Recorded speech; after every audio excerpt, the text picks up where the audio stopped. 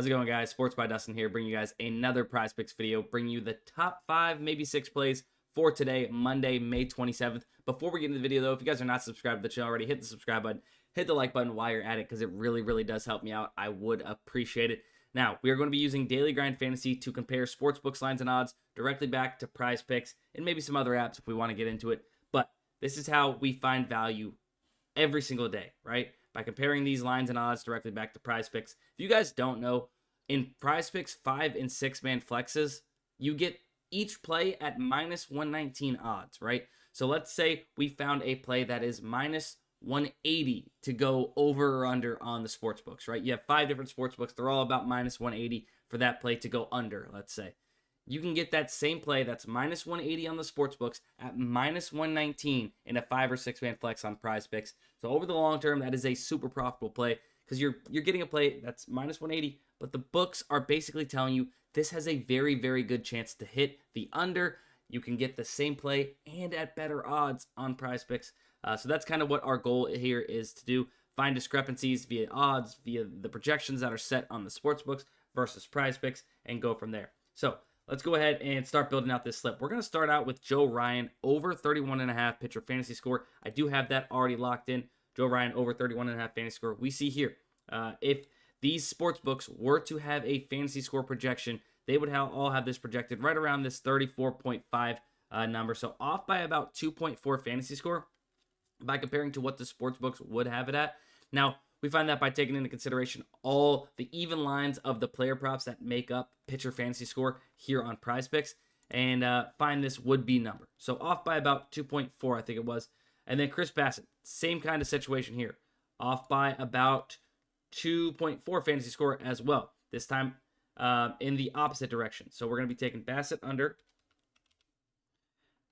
32.5 fantasy score. Joe Ryan over. We have 3 sports books that are kind of telling us this should be much lower projected. However, Prize Picks is a little bit too aggressive in this fantasy score projection. Austin Gomber under 4 strikeouts. So this one's a little weird. We have some sports books that have this set to 4.5. Some sports books that have this set to 3.5. The books that are at 3.5 are slightly favoring the over of 3.5. The sports books that are set to 4.5 are very heavily favoring the under. Minus 269, minus 200, minus 200, minus 253. You guys can see it right here. All very heavily favoring the under. We get it at 4. So we get a little bit better of a line than the 3.5. We want to take the under. And then also the 4.5 line, we're getting 0.5, the worst number, but minus 119 odds on Prize Picks, but 0.5 off here. So if anything, the books are telling us this has a very heavily favored chance to hit the or to push at 4. So we're gonna go ahead and take the heavily favored under 4.5, and hopefully he lands on 3 or under. But a good push potential possibly there. So we can go ahead and add in Gomber under 4 strikeouts, going up against Cleveland. Up next, old man Al Horford over 2.5 first quarter points. Al Horford, we just need 1-3 from the big fella for him to cash this line. 54.18% chance to hit. You got multiple books, minus 135-ish average odds between these 3 books for him to go over 2.5 points in the first quarter.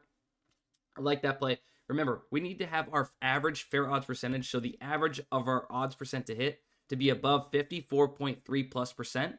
So just because this is 54.18% does not mean it's a bad play, right?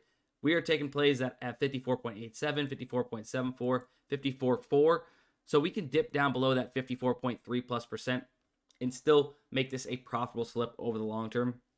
Now, remember, when we're trying to find these plays, we need to find plays that are going to be correct, or our average in our slip, right? Our individual legs need to be correct 54.3+% of the time, which is why we're getting that number I'm talking about, right? So if we are correct on our individual plays in 5 and 6 man flexes above that percentage, we will be profitable over the long term. So that's kind of why we're searching for these high percent odds plays to hit based via the sports books, right? What they're giving it, their true fair odds percentage for it to hit in order for us to find value, right? And to find these profitable slips. So then Christopher Morel over 6.5 fantasy score, off by a full fantasy score when comparing to 2 other books. Let's go ahead and add in Morel. Morel, over 6.5 fantasy score against Milwaukee. Boom. So right now we have 5 plays. Let's see. Are we going to go ahead and make this a 6-man? We could make this a 6-man, take Luka under 18.5 rebounds and assists. But I think we're actually just going to keep it a 5-man because we have all 5 plays playing today. We'd have to wait for tomorrow for Luka, and it's not the craziest of value on Luka. So we'll go ahead and play it as a 5-man. So these are going to be the top 5 plays for today's slate, Monday, May 27th. If you guys want access to Daily Grind Fantasy, the tools I'm using here, as you guys can see, linked in the description of this video, you guys can get access. But that is it. Peace. We'll see you later, and have a safe Memorial Day.